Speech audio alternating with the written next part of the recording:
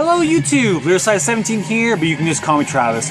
And welcome for a different kind of video. I just got done filming my latest collection update and spoke about wanting to do this video. I kind of felt in the zone, so let's just do it and do it now. This is a response video to Dude 1973's epic songs list. I should have looked it up, but I'm not sure what the actual name of his what his original video name was, but obviously you can see it. It's whatever that is below. I haven't done that, but I will. In the background, we're listening to an awesome release from this year. This is the Cauldron and the Cross from Seven Sisters, an awesome heavy metal band from England.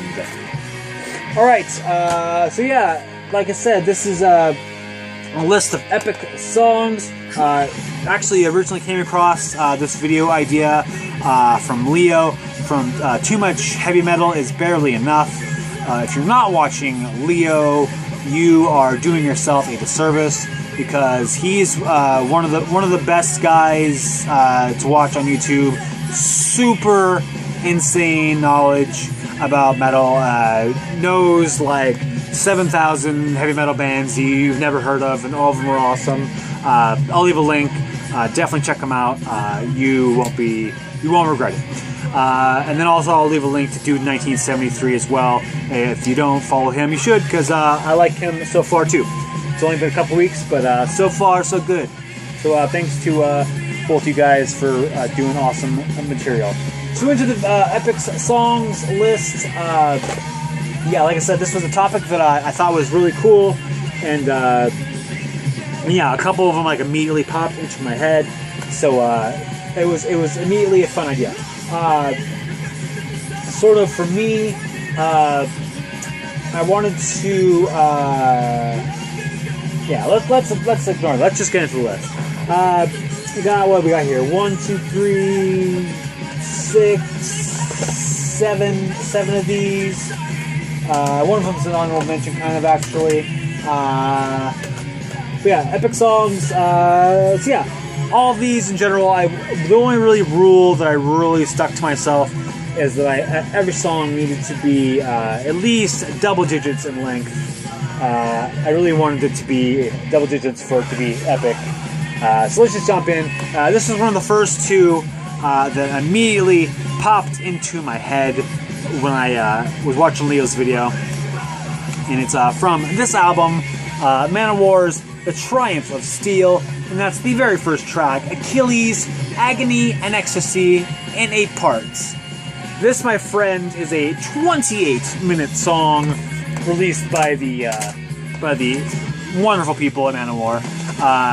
When I was first deciding to get into Manowar, I was doing a lot of research, trying to figure out what album I should start with, and I'm not gonna lie, when I came across this album and the fact that the opening track was 28 minutes, I said, thank you, Joey DeMeo and crew, because you just made my decision a no-doubter. And yeah, this is the epitome of epic song. There's like a drum solo in the middle of it. It's broken down into like parts, as the title might already give away. The Achilles, Agony, Ecstasy in 8 parts. Just an epic song, awesome.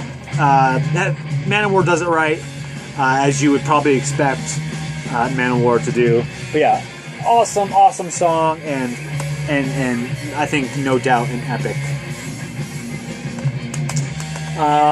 Yes, the next one up, and this is the other one that immediately popped into my head. Yeah, when this album came out, it was kind of a mind blower for me, and certainly was sort of a risk even for this band, maybe. I'm going to butcher lots of pronunciations for the next few minutes. This is from the album 5 Havateti, which I'm sure is incorrect, by Moonsorrow. If you're not familiar with this band, they are a Finnish blackened folk metal band. Awesome stuff. This is, I don't know, what, their 5th album maybe? Oh, 5, I guess. Duh. So if you're not familiar with this album, it's a 2-track album. The first track being 30 minutes, the second track being 26. Now, Moonsorrow was not strangers to song lengths. In fact, quite the opposite. Lots of their songs over 10 minutes long. In fact, the album that they released just before this one, Vera Skeet or something like that, had, I think, six tracks. I think 5 of them were all well over 10 minutes long. So yeah, these guys were not strangers to song lengths, and yet they really stepped up to the plate and tried to outdo themselves on this one with 2 really long songs. And in particular, I'm going to talk about the backslash song, because if you're going to do a 30-minute long song, why not do a song with the backslash title? So again, forgive me. We got Jäästä, Syntynyt, backslash to Varjojen, probably Virta, or not probably. Anyway, those 2 songs, those are the 2 halves that make up this awesome, epically amazing first track of this album. The build-up is just fantastic. Starts off with lots of like nature and kind of like out in the middle of the woods soundscapiness, and just does a really great job of like getting you into that mood for when the sound finally kicks in and the song just does its thing for the next, I think, it's probably next like 22 minutes of the song, I think, at that point, if I'm remembering correctly, which I very well could not be. But yeah, the opening just does a really good job just leading into this track and just doing a great job of helping it become the epic that it is. You know, you might think that a 30-minute long song might be a little tedious, but I gotta say, as a fan of Moonsorrow, they definitely did not disappoint. This album is really fantastic. It's very easy to listen to this album, you know, if you got the time, as it is just under an hour long. But yeah, the first track, really both tracks, but for the sake of this list, the first track, definitely no doubt, is an epic track. All right, let's get to some more reasonable affair. Next up, and this one probably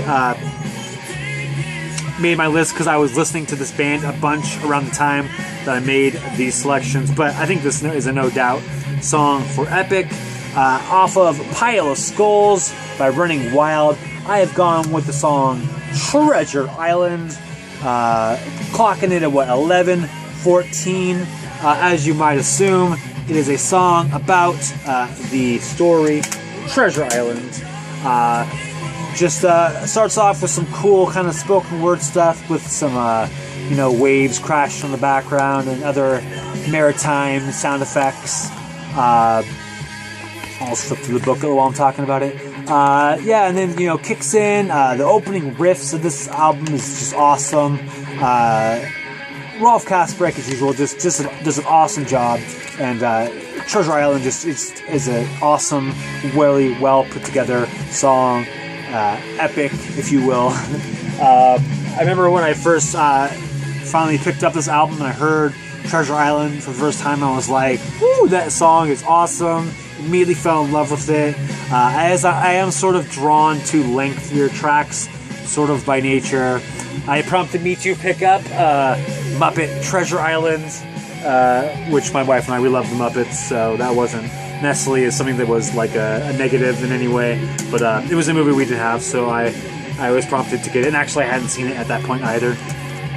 But yeah, awesome epic track from Running Wild, Treasure Island, off of Pile of Skulls. Kind of I think an underrated album for the band, if you will, maybe. Alright, next up, another no doubt epic. This one from the album Hammerheart by Bathory. And we're talking about the last track, One Road to Asa Bay.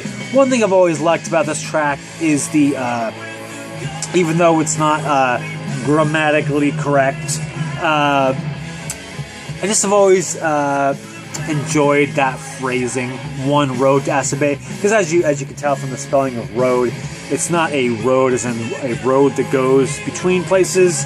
It is a road as in someone who rides on a horse. And so the title is essentially saying a person rode to Asa Bay. Anyway, I've enjoyed that title, and yeah, this is another song that just is the epitome of an epic. Probably the go-to song, if I had to have a go-to song for showing off Quorthon's not classically good vocals, but very effective nonetheless, as his clean vocals on this album or that song are just excellent and do a great job of making the song the sort of emotionally charged epic that it feels like. Yeah, just a great, awesome, epic song. Yeah, One Road to Asa Bay by Bathory. Alright, two more, both from the same bands. The first one up, I sort of felt like this one was, I don't know, I felt it was cheating for some reason, and so that's why I chose another one from the band. But the song is from Power Slave by Iron Maiden, the song being The Rime of the Ancient Mariner, my favorite song by Iron Maiden. Maybe that's why I felt it was sort of cheating, but no, that song just immediately, right out of the gates, killer riff, awesome little poem section in the middle, which kind of gives it a cool, epic vibe to it.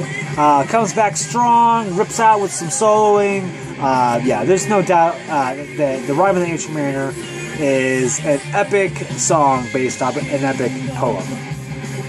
So yeah, The Rime of the Ancient Mariner by Iron Maiden. And like I said, I sort of felt like I was cheating a little bit for some reason, so decided I wanted to pick another song by Iron Maiden, and decided to go with this one because it was sort of a less heralded song from a less heralded album, I think, by Iron Maiden. And that's actually their most recent one, off of the Book of Souls. And I decided to go with the final track from this double album, Empire of the Clouds, which actually I think is the longest song ever released by Iron Maiden. It's like 18 minutes long, solely written by Mr. Bruce Dickinson, I believe. It is a song that is about, what is it, the Hindenburg? Pretty sure. Anyway, about a famous English blimp dirigible.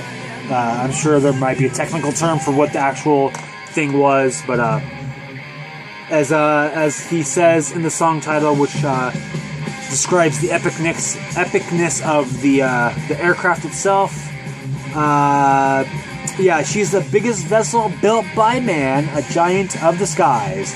For all you unbelievers, the Titanic fits inside. So it was a very, very big thing. A ship famously burned down.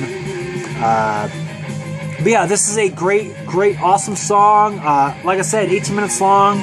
And it was a cool song that sort of, for me over time, really started to grow on me more and more and more. It's actually now probably one of my top 3 songs on this album. For an album, actually, I think also that is one of my, actually probably my favorite album other than Brave New World. Probably my favorite post reunion with Bruce album.